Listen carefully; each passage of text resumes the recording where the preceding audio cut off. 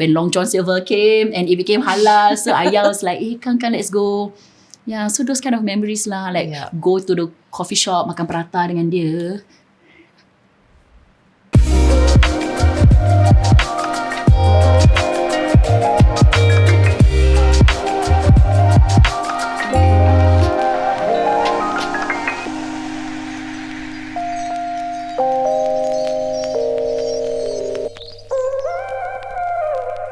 Okay, so Siti, you unfortunately lost your beloved father a few years ago. So would you say that's the lowest point in your life? Yes, I think because it happened quite suddenly. So to have that happen to me, I didn't know what to think. It was really sudden. And as it is, the house was already quiet. I have two elder sisters who's already moved out and have their own families and a home. So it's always just been me, my mom and my dad. And like I'm like mostly out at work, so it was just my mom and my dad. So as it is, the house is like quiet. It's just grown significantly quieter after that. It's just like my mom and me. I'm like, how are like that? Yeah. So it's very, very, and the thing is, my dad is not even like someone who's like very loud, ha. He's a quiet man. But even then, him not being around physically also, it made such a huge difference. Well, when you say sudden, what do you mean? Like it was very unexpected? Yeah, because it happened, okay, I think he passed on a Wednesday morning, like around subuh like that. But he was admitted on Monday morning at about 1 plus a.m. Okay. I was about to sleep. I was sleeping. I think about to sleep, and then usually my dad is the kind who like, I don't want to go to hospital. I don't want to go to doctor. I'll be fine. But that night, I remember I was already asleep. He went to my room and said, I need to go to the hospital. Okay. So I'm like, okay. So of course I'm like, it woke me up and like straight away got him into the ambulance. My mom went with him. I took my own separate car. We found out he actually had a heart attack. It was a mini heart attack. So we were like, and to think, that we actually waited for ambulance and all that. Of course, they were fast, but we were like, what just happened? But doctor said, okay, now we managed to stabilize him. And that was a Sunday, so therefore we couldn't and Sunday morning. So we couldn't visit him. It was Sunday. We couldn't visit him the whole of Sunday, no visitors allowed, but we were assured that he was stable. And then Monday, me and my mom managed to see him. He was like his own normal self. Then I'm like, okay, that was a scare. And I talked to him, brought him food and all that. Then after that, managed to tell his siblings, because they have their own siblings group chat. Cute kan, dah tua, they have their own siblings group chat. To send them a selfie. I'm in hospital, but I'm good. Then me and my mother went home.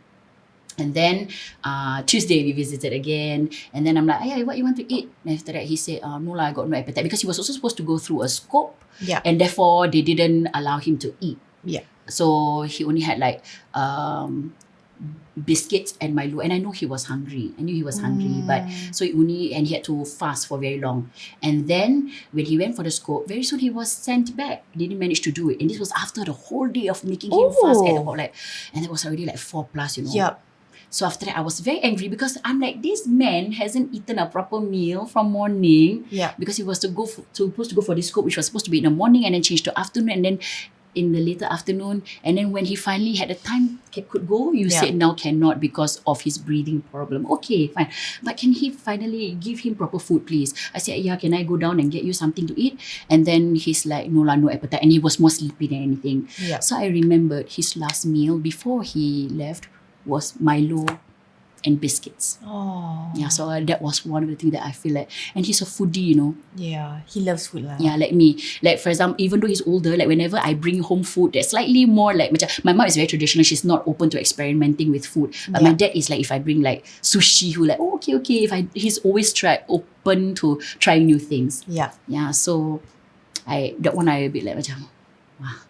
But he passed ultimately because of the heart. Of the heart. So I think it just weakened. So Tuesday we left him because visiting hours were over. So like supposed to see him on Wednesday lah. So I left. Okay, me and my mum left. Okay, good night, sleep. Okay, try to eat. That Tuesday night tidur, so it bled into Wednesday morning. And I remember that, of course, I haven't slept from morning to visit a hospital, gedebak-gedebuk. About 2 a.m. Or 1 plus, I was about to sleep. And I know I was already tired. My mom was already asleep. I got a phone call. And it's that kind of unfamiliar number. Yeah.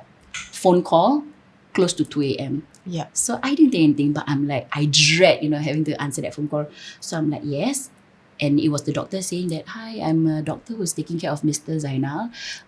He's not doing very well right now. So I'm like, the first thing that came to my mind is, my mother is sleeping outside. And she's very emotional, very sensitive. And I think I got that from her. And I know she will panic if I were to overreact. Yeah. But in my mind, I'm like, I have to. But in my mind, my heart was racing really loud. So they said, okay, so is it possible if you come down and start bringing your family members down as well? So I'm like, okay, thank you. Still like trying to work, but I was shaking literally. I woke up my mother and had to pretend that it's not like what the doctor said it was. And Ma, so I had to pretend that it was nice. So I think this was the biggest role I probably have to act. Yeah. Because Ma, then obviously she's asal nak kena pergi hospital. Tak, doktor cakap kita nak kena pergi tengok ayah pasal ayah punya pernafasan not doing too well lah.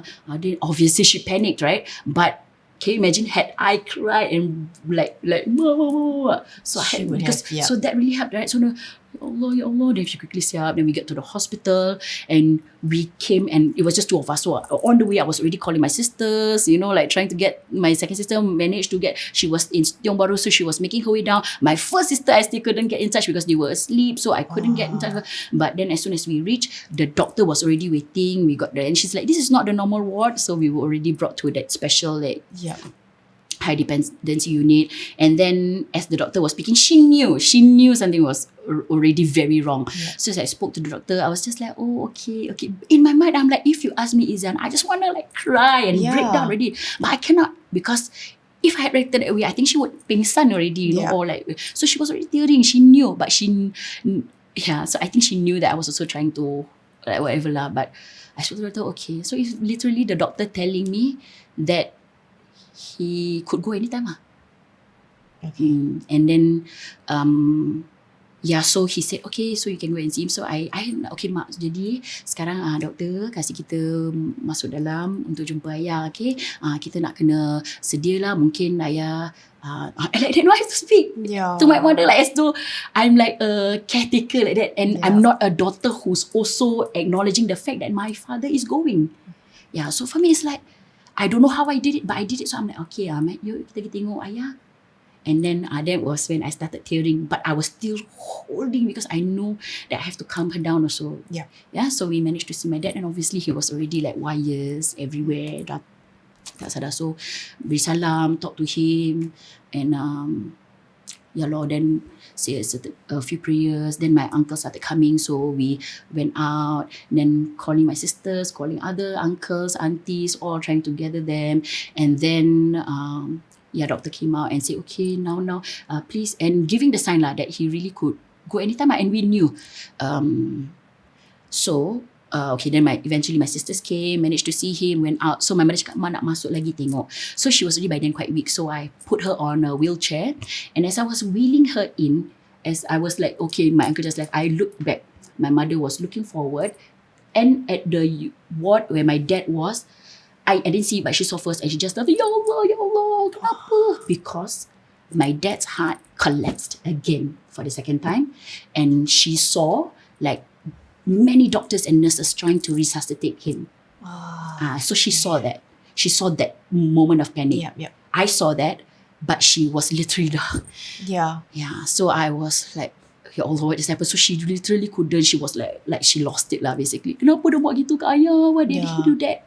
So I'm like, no, they're trying to resuscitate him. They're trying to bring him back to life. Okay, we just let them do their job. So she literally just wanted to charge forward and be there with my dad. I said, we cannot. Of course, they also wouldn't allow us because it would create to the chaos, right? They're just trying to do their work. So somehow we managed to calm her down, wheel her back out to where everyone was. And then like doa whatever we could. And then somehow they said they couldn't do anything anymore. That was when everyone went to the rumah. Then just seek forgiveness, had our final moments with him. And then, I mean, we acknowledge the fact, we have accepted, we rather, but it's just that was when I could really cry lah, because by then she had also, I mean, like, you get me? I don't have to act anymore in that sense. Now I could grieve as a daughter who's losing my father, who just lost my father. So it was that. But you know what was the sucky thing? So then after that, we were planning the arrangement of having to bring the jenazah back, and so that when my cousins helped. But the sucky thing was, we left his IC at home. So I had to go back, and like, I don't want to go back. I want to be with him. He's already gone, and I know in a few hours I won't be able to touch him anymore. So I said, I go back, and then my uncle drove us. On the way back to dalam dah pukul 6, I remembered I have a show that night. I had to perform. It was a show that I was doing with the necessary stage called Model Citizens, and we have a show that night.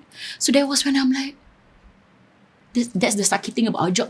No such thing as MCs. Usually when we're sick, we go on. The show must go on, right? There's no such thing as, I need to, my mom is unwell, my dad is unwell. You know? But in a situation like this was the first time I had to call the company and said, I am so sorry. I cannot perform tonight. My dad just passed away. So I also didn't know what was going to happen. Of course, I mean, like, that's why I say I work with companies who are understanding and who I can work with, and that's the reason why I work with them and have this relationship with them for years, right? So they said, Siti, we are so sorry, don't worry, take your time, take whatever you have to do, and yes, we are so sorry for your loss and things like that. So in my mind, I'm like, okay, at least I know that's settled. I settled really whatever. Nice of them, yeah. So Alhamdulillah, everything was settled. We managed to, by Zuhur, everything was settled. Then after that, reality hits, right? I'm like, what does that mean for the company? So they actually had to refund all the tickets to audience members because it was a sold out show. Oh, so you didn't have a replacement? No, or a stand-in? We don't have a stand-in. I mean, like, it's actually quite rare in Singapore theatre where we have understudies. Understudy, yeah, correct. Unless it's for an exceptionally long run. Okay. 1 month, and it's a very physical show and this and that. But for a show like this, which is like, not say it's very simple, but it's like a 2 weeks, 3 weeks run. Usually there's no understudy. Yeah, so the fact that you still think about what's going to happen to the company. Because for me, it's my responsibility. I know. It's my responsibility as, it's my job kan. Because for me, it's like, but of course I think family first, but that's why once that was settled, then I'm like, because definitely no replacement. The show was, it's not like just like I appear like 2 scenes, I think that maybe could, but it's really like, it's just a 3-handler, and the 3 of us we are in it throughout. And so they cancelled the show and had to refund everyone back the money. So I actually offered, I'm so sorry that this has to happen. Then they said, no, what are you apologizing for? This is like, it's beyond control. And please take your time. Just tell us when you're ready. But of course, at the back of my mind, I have this guilt, even though I want to be with my family. I need to be with my mom. Yeah. Then they said, please take your time. So the next day ada show lagi.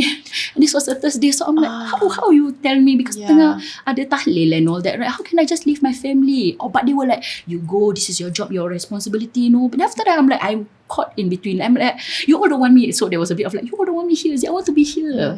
But then they said, but no, what about? And after that, I'm like, okay, so I said, okay, can you just give me 1 more day? So Thursday, cancel and I show. But can you imagine like macam, because I know of some people who went on when their mother passed, and I don't know how they did it. And but they did it. But for me, it's like I'm not strong enough for that.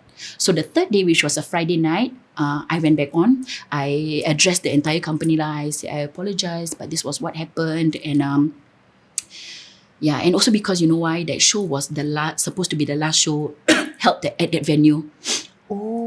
Before that venue closed for good. So ticket sales also like picked up because people want to be there to watch the last show being held in that theatre lah.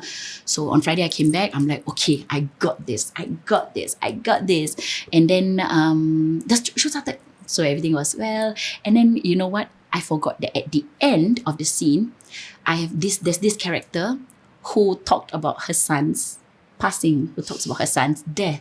And I played her domestic worker, and I'm just supposed to be like, it's okay, ibu, that kind of thing. But that day, as she does get emotional, she did get emotional during that scene every time it comes, and she broke down lah. But I was just looking and rah! Then after that, I'm like, okay, walao, this is not how it's supposed to be. Yeah. And we are supposed to end the scene, me exiting, hugging her, because I'm supposed to leave her family to go back home already. Yeah. And then we hugged, but you know that hug was different. I know. Audience knew the hug was different. That scene was usually emotional, but audience knew, those who knew what happened to me got extra emotional. So that's why I think the beauty of theatre is that it's apart from feeding off the reaction and the energy from the audience in terms of laughter, that energy that you get from feeling the emotions of like sadness also is something quite beautiful lah. And then for that moment, we are all like, just, I felt that they were with me and giving me the love lah. Yeah. So and then as soon as I exit the backstage, I'm like, wow. The fact that you still managed to do that one show is still...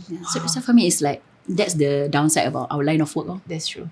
Yeah. You sick, what MC? You got MC, you don't give you for what? You throw, you still perform, that kind of thing. But having said that, it's not to say that the industry is heartless. Of course, they'll find means and ways. If you really cannot go on, of course, then could another actor who's already in try to cover. But there are shows that really just cannot. Yeah, and it's just you and your self consciousness. Like you feel like guilty lah. Like you mentioned, yes. because of you, it affects everyone. It will affect the company a lot of money, and it did. So there were many times I said, can I please pay back? And I was prepared to pay a large sum of money because it's admin work, it's having to refund. All that is like, it involves a lot of people, a lot of money. So I'm like, please let me pay all that back. Then they say, no, it's okay. Yeah. Okay. So actually in season 1, I spoke to Norman and Alina who lost their fathers as well. And how was their grieving process like? But how was your grieving process like? I mean, it was in 2021. So it's still quite recent. Yeah. It's quite recent. But I'm one who likes to distract myself with things, which is not healthy because it means that I don't acknowledge what I'm feeling. Yeah. So that's why for me, also generally as a person, I'm not very good with expressing myself through words or through writing. That's why for me, I think when I'm given a script, I can feel it because for me these are the things that I've been feeling and I can connect to it. And when I perform, that became a release for me. Yeah. And I think through that performance, when I did perform for the first time, was also a way of me letting go in that sense. And I always tell myself, it's really okay to cry. If you need your moment, just cry. So that's what I did. And also I think I have quite a good support system like who would just let me be, because sometimes I like to be on my own. Yeah, okay.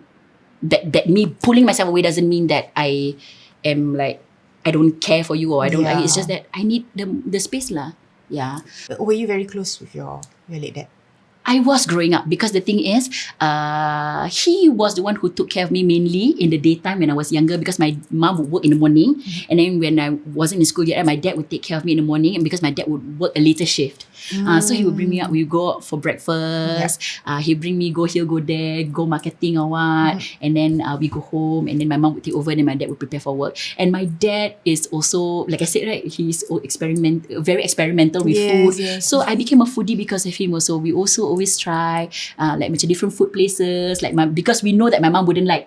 So that is our time to go and try new places together. Like I remember the very first time, like when Long John Silver came and it became halal. So Ayah was like, kan, let's go. Yeah, so those kind of memories like go to the coffee shop, makan prata dengan dia. Yeah.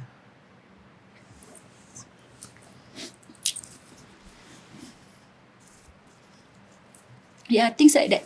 Because I know a lot of friends grow up being close more to their mum, right? For me, I only grew closer to my mum when at the later part of life, like macam teenager onwards. Yeah. So I feel like I became a woman, so like macam more things to talk with my mother. But growing up, I was very close to my father. Yeah, like I can manja more with him. Like when I'm sick, like I don't want him to go to work, I would call out for him. And then just having him there, I'm like, I feel so much better already. Things like that. Yeah. And I think like the hardest part about, losing someone is really just especially when it's so unexpected lah. Yeah. Like you feel like, wow, I didn't have time to do this with that person, or I should have done this, I should have done that. Yeah. Have you ever felt like what you wish you could have done that you have missed? I think traveling together. Because the thing is, my parents always travel together. I always travel on my own. Yeah. So there was, in my mind, like, it'd be interesting to travel with them because we know it will definitely affect the dynamic because when we travel as like solo travelers, it's this but if we were to travel with them, we would have to take their pace. So I was like, maybe I should take a trip with them just to, because if it means like, okay lah, we rent a car, go to Malaysia, that kind of thing, because that's what they like to do, macam ikut tour group. No, lucky you. Over the weekend, go KL or Malacca, Yeah. and then take the bus back. So I'm like, okay, we're not going to take, in my mind, we're not going to take that tour. It's like, we take a plane or we rent a car lah, but that didn't happen. Yeah. So Siti, I think I just want to lighten things up a bit. So I'm just wondering, like, you're super busy and packed schedule, right? Do you have the time to like mingle, find someone like your crush? Kevin Richardson of the Backstreet Boys. Oh, you like Kevin Richardson? Actually, he's quite cute. Quite cute, right? But growing up, I like Nick Carter, I'm like, ya Allah, Nick dengan dia Carter? punya Blonde hair like that. Oh, is it? But then grew up, I'm like, ya Allah. I thought Kevin was like the mysterious, quiet. Yeah, when I grew up, then I'm like, Kevin. Apa? Yeah, so, what was the question again? Crush in theatre. Crush. Are you like seeing anyone? I am actually. But okay, for me, when I come to Malaysia, I keep it very low very, key. very, very. Yeah. So I am seeing someone for a couple of years now. You just doakan lah, I get married soon. Of course. Turning 40 already, I'm not married. Walao, what is Do you this? still get questions like, I have to say, every time I go for Raya, I'm mentally prepared. But I have to say, I think my aunties and uncles are quite cool. They really... that's they damn don't cool. know, Okay. But the thing is, for me, if they were to ask, I won't be offended. Okay, Because that's you know why? I feel that this is a standard. Like, they don't know what to talk to you about. Yeah. Apart So it's a from, like, conversation housework. starter lah. So they asked me that, I would just like answer stupid jokes. Then okay, conversation finished. That kind. It's always like that. It's just not because they, at least for me from what I feel, it's not really because they really kepo. It's just a standard question that aunties and uncles will ask. Yeah. So for me, I don't feel offended. I know some people really take it like macam, yeah. but for me, okay. Yeah. Maybe they have their reasons why they were so offended. Yeah, like for me, like the number one question that people like to ask me is, fourth one lah, girl lah. Yeah. Like everybody will kena, whether you're married, not married, you're fat, you thin, you kena. So for me also like, kat TV nampak saya kat pasal. Really? Like, happy, bahagia, macam mana? Yeah. So actually I was about to ask you that actually. When you were younger, you actually had a bit of insecurity Definitely. about your body and a bit of low self-esteem, right? Definitely. Yeah. Especially growing up being a big girl. And I was so afraid to tell people what my dream was, which was to be an actress, right? Who are you kidding? And especially I think in secondary school, that really, test your like macam kekentalan hati, because people are mean, I feel. I mean, like, let's be honest, they can get quite cliquish and like, so it really tested. And I think I was my biggest when I was in secondary school, when I was in upper secondary. You mean people like really...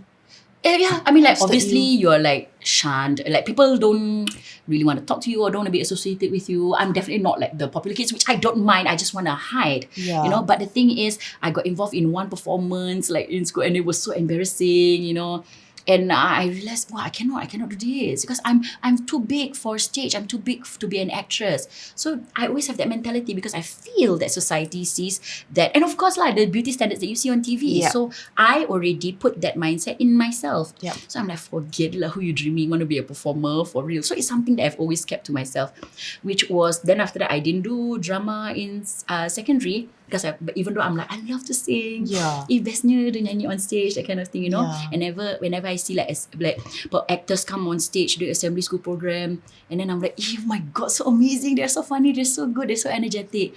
Secretly, I want to be one of those people, but I don't dare say it to anyone. So what do I do? Netball lah, Liberian lah. So when I finally entered ITE, it was a new environment.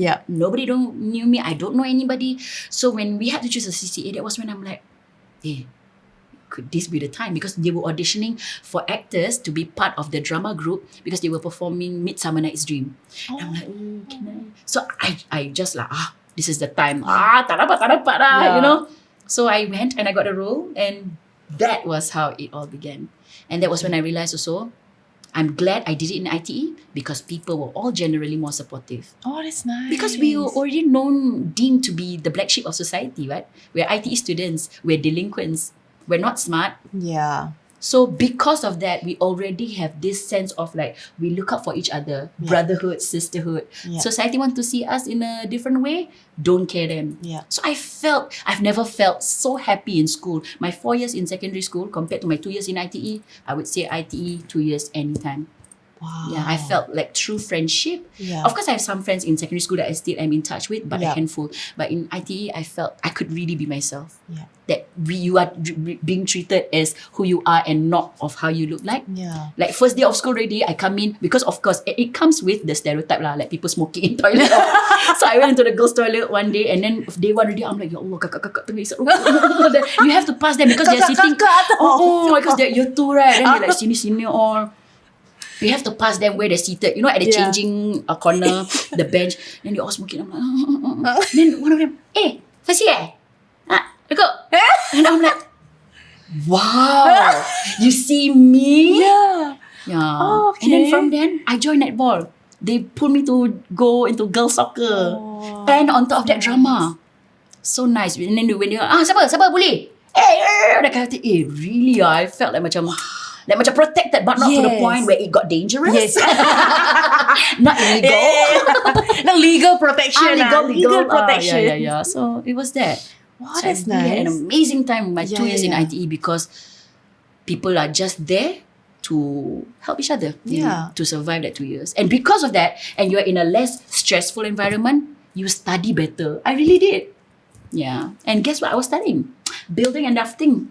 If I didn't go into acting, I maybe architect, you know. Wow, you could have built our houses, Yeah. You know, like the design, model making. Maybe like the sengit one. That's right. Alamak. Wow. But alas. But no, we need you in the theatre scene. We need you on TV. We need you exactly where you are. So yes. No, it's okay. The path is correct. It's correct. Thank You're you. on the right path. Thanks. Yeah. But do you think like this whole being in ITE thing is still a stigma right now? I actually thought after a while it shifted because you know what, it got fancy new campuses. At that point of time, it was like mine was IT Bedok, you know. Some Bedok courses macam got gangster aircon. Some still use the fan to one, and then the building was quite run down. So already it comes with, you know, the stigma and how the place also look like doesn't help, right? And then you in the canteen eating, then sekali one guy chasing another guy with a parang out of school. Very Normal lah, happening, normal. Every day terus sekarang. So that point definitely at that point in time. And honestly, initially I was like, masuk ITE. Yeah. But then as soon as I enter, I'm like, I am from ITE. I wasn't embarrassed to say that I am from ITE. Yeah. And then I think after a while, then after they combined from the 10 campuses to ITE East, West, Central, right? So after that, I thought it was okay already. But then I think, like TikTok is dangerous. And like, I think from then I discovered that people still see ITE students as being delinquents and things like really? that. Yeah. My husband, hi, I'm gonna talk about you a bit. But he's a wonderful example. He really worked his way up from an ITE, but he really went the long route lah. So he always tell me like, I not even like normal academic, cannot normal tech, so actually like half only. So from normal tech he went to ITE, and ITE he really moved up to poly, and from poly he went to uni, and then from uni, so he really worked all his way up. And I'm like, it's fine, you know. Some people just take the longer route, and it's really fine. So that really also, he's another one that really completely changed my perception of those that goes to ITE. So I totally understand what you mean. Perhaps it's really how people already judge those that you know, and the initial thought of those who are in IT. That's why there's the stigma lah. But I hope that changes. Yeah, it better because and also the courses that's available right now. I'm like, Yeah, you're right. And it's not that easy to enter ITE now, I heard, right? Correct. Yeah, and actually their courses are really good, and it's very hands-on. That's what I like, which you need lah in the real life world. It's not really all theory based, what. Yep. So no more. I don't look down on IT students. No more, cannot. No, they're very hardworking lah. So actually, another thing that I wanted to ask is, what was actually your turning point for you to realise like, hey, screw all those people who look at me as someone with, who is big and I think there wasn't one specific turning point. I think it was when I started getting roles based on what I could do and not based on how I look. okay. Yeah, so Nice. for me, it's there are a few examples of that, and I'm like, okay, this is where it's at. Aku ada pimple ke apa tak kisah. You can do that role. We'll make sure that other parts will help you Allah to scratch kan? myself. Oh, So I get macam right mana? into got It's blood. okay. No have blood. Beautiful. Yeah, okay, I try. Yeah, and then other parts will help to make you look that part. So the talent is priority lah, which I really appreciate. So sometimes being on TV, I feel a bit stressful. Macam oh my God, kan? every floor is enhanced. Amplified, I I tell get super you. insecure. Understand. Yeah, I know what so you mean. it's Yeah. So like I was also sharing in season 1 why I felt so insecure about my whole because I had water retention because of my medications, right? So I puff up very easily. And that was the reason why I really stopped, because it's so obvious on TV. Like it's just a bit only. Like people were like, yeah, which is not good lah actually. Yeah, but yeah. it's just it amplifies lah. That's why we just get so I understand. Yeah. So actually, Siti K, we've actually almost come to the end of the episode. But I want to bring you back to your passion and love lah. Talk about theatre a bit more lah. Okay. You actually once posted that Rants and Rave, did I pronounce it right? Rants and Rave was the most difficult script you had to memorize because you had to play 39 characters. Yeah. Okay. Yeah. Too many shows Huh. Too many shows. But has there been like any other show that has topped that difficulty, that level of difficulty? It varies. Okay, that one, yes. You see, I even forgot that Yeah. show I did that many characters. But it was just 39. like macam pap 39, is it? Huh. Yeah. Pap, yeah. And also because like having to learn lines. But like, okay, for example, when I did this show called Gemuk Girls, the challenge came in a different way because I had to lose weight for that show. So that difficulty came even before the show started, and it didn't happen during the show because the work started like a year prior. Yeah. 15 kg leh! You really? I mean, they didn't force me, but I'm like, I'm gonna take that challenge. Yeah. Because I'm supposed to be like a gemuk girl who like wanted to shed off her identity. So she's like, I'm not gonna be a gemuk girl anymore. I'm gonna be this skinny politician. Yeah. So the work, right? So that was a different challenge on its own because it took me very long lah to lose that, about I think 6 months. It was hardcore. 6 months is actually quite Because fast. I was younger, so I had more discipline. Okay. And then what happened? Show finished lah. So it is okay lah. Yeah. I eat what I want. Yeah. So the challenges come in different ways. So like that, and like learning lines, or like the show. Then the other challenge is the other difficulty is like, for example, in terms of like what you have to do on stage, which the skirt one come out. That show was very intense because it was very quick. I had to do a lot of literal quick changes. Yeah. And massive changes from being like this to this to this to this. So if it's not line challenges, it's like physical challenges of losing weight or stage business challenges. Yeah, So there's no like one show. Yeah. Yeah. Okay, there's a very interesting question that just came in from the producer. Okay, which Very one good. was more very good, he? Which one is more challenging or terrifying? Doing Gemuk Girls or jumping out of a van in the middle of Little India? Not Little India, India. Oh, you know about that? Which was more what? Which is more challenging or terrifying? Little India. In India lah, definitely. In What India. happened? Okay, not Little India, Singapore. Okay, No, like no, India. India. Yeah. So basically, we were there to do a show. Rainbow Fish. Any rainbow fish, Yeah, but So what happened? Really, the rainbow fish brought me to places, literally. Yeah, so that one was we toured India and was it Delhi, I think, when we reached. So we are always assigned like a van because it's to ferry the cast to and fro theatre, or like, and then when it's like leisure time, okay, sometimes the van we will go to whoever the majority wants to go somewhere lah. So on that particular day, it was a day of leisure and we wanted to explore that area. So a bunch of girls, including myself, we decided to tour the city lah. So we already had specific places that we wanted to go. Okay. So we told the driver, okay, this is where we want to go. Okay, so he's like very insistent. We know they had like some commission work where they have to bring tourists to certain tourist traps, souvenir shops. Yes, okay. Understand. Right? So we like, okay, we entertain a few. One to after a while, like, hey, come on, this is affecting our time because we know we're not going to buy. So just bring us to where we go. So, and the thing is, we're women. And that is their venue, that is their place, that is their vehicle, that is their space, and he's a man, right? So after a while, it's like, we said, no more. He said, one more. So we said, no. Okay, so he wasn't happy. So he brought us to where we wanted. And we said, we just wanted to go to one more place before we go back to hotel. So he was driving. And then he didn't talk to us. And then it came to a point where we knew this is out of town area already.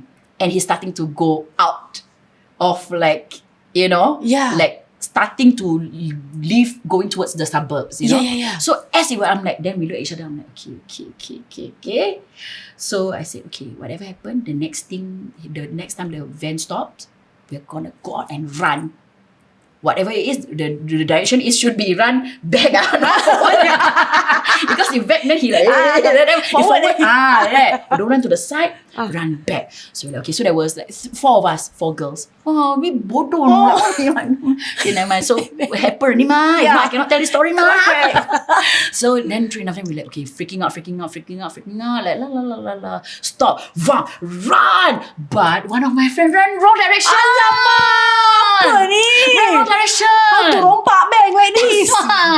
So we know lah, next time not to call her. I cannot. So we ran, managed to find this like so-called like closest place to civilization. Yeah. We were there. After we tried to call her, where are you? So we hid inside a cafe restaurant thing. Yeah. And we were just waiting for her. Of course, I was still on the lookout for that guy, right? And after that, we like, where we were like worried for that guy, worried for her. If she lost, then how to call her mother and say, right? And after that, eventually she managed to find us. And we like, go back hotel after this. So we got our own car after that to bring to the hotel, but we complained to the people who the organizers lah, for like, hey, come on lah, this is supposed to be like for us, why you like bring this like scammer, like Okay, but at least you like jump out when the vehicle is stationary. Yeah. It wasn't like macam Bollywood style. I wish it was then it would be more exciting. Like, just put on my shades. Sempat. Then must rolling in the mud. Rolling in the mud. Rolling in the mud. One time. But no, didn't. It stopped. Okay, it's like, just it's like that running. Okay, Siti K, actually final question. As someone who has built a career from the ground up, okay, and you made a name for yourself in the industry, I really want to hear what are your hopes and changes that you hope to see in terms of inclusivity and creativity. And what message would you give to the next generation of theatre makers? Okay, for a period of time, it was very worrying because I didn't see Malay actors in the industry. And I'm talking specifically about theatre. Yeah. So I don't know what is the problem. Is it because they assume that they have to go to an art school before they are so-called like qualified to be an actor? Because I didn't go through that path, and there are ways that we can work around it to make sure that yes, of course, you need to get some basic training and things like that. But if you have the talent, that's most important, because when they have audition, the auditions are open. It doesn't need to see yours. Cell or NAFA graduation cert. It's about what you can do for what is required. Yeah. So certificate doesn't matter. Certificate is important if you want to go into teaching speech and drama. So that one is definitely you need. But for acting, no need. Because the thing is, I noticed this with ITE students, because after I've graduated, I still sometimes occasionally watch their like performances, and I realize they have the rawest talent lah. So of course it needs training. But they're just effortless, and it's our people lah, orang-orang Melayu, So I find it so macam wasted if they just give it away and it's just something for play. But for me, it's don't play. You can make a career out of it. So it's not impossible. Exactly. So for me, it's like that is what I'm trying to encourage. But my struggle is and the reason why I say it was a bit worrying, because at that point of time we were really lacking. I can count less than 10 people in the industry who were Malay, whether male or female combined, less than 10, around my age at least.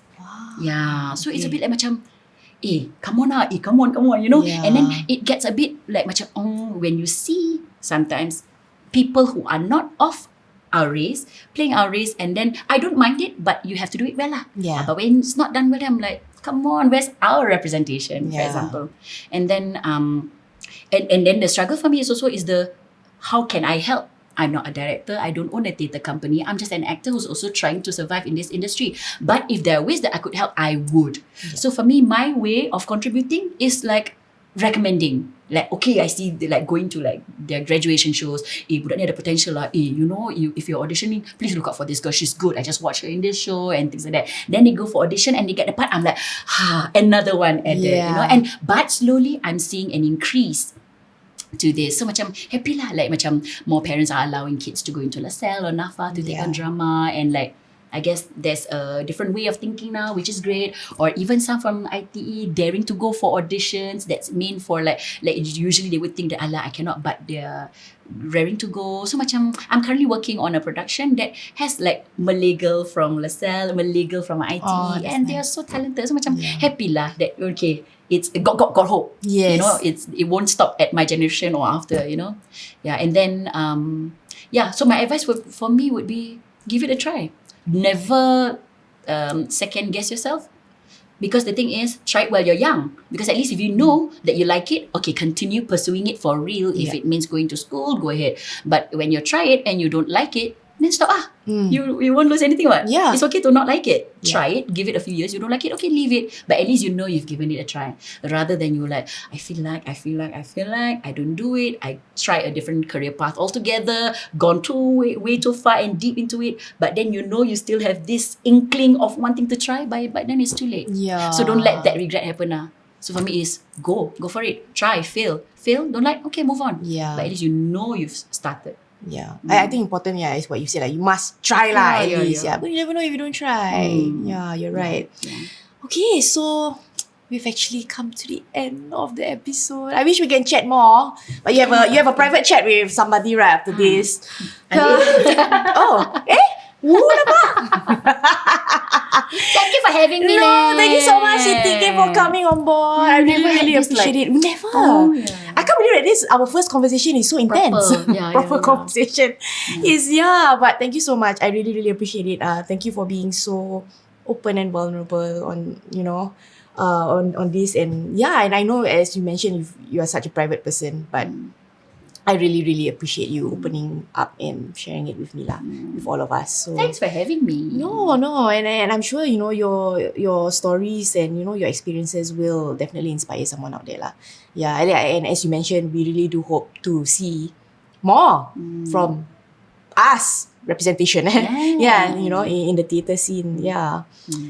So thank you once again. Thank you. Yes. And of course, before that, we also want to thank our official sponsor, Dapiku Sweets. Thank you so much for coming on board this season. I have so much to say about Dapiku Sweets. But we'll see as we go along, all the things that I want to share. But yes, for those of you, who are looking for sweet treats, doesn't matter the occasion, birthdays, weddings, corporate events, Dapiku Sweets is the place to go, okay? And for you, Siti K.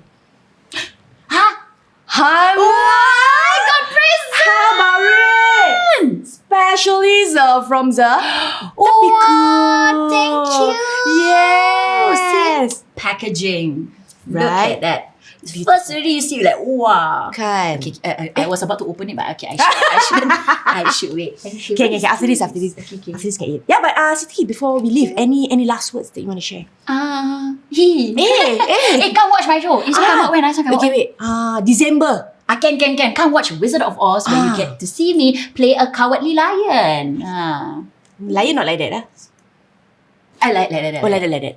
Okay. So this show will run until 22nd December. Oh, wow. Must come. Come. Yeah, because my son watched her as a grasshopper. Until now, he thinks she is a grasshopper. Not just grasshopper, I grass hip hopper. That's right. But now you're a lion. A lion. Come watch the lion, guys. Become animal.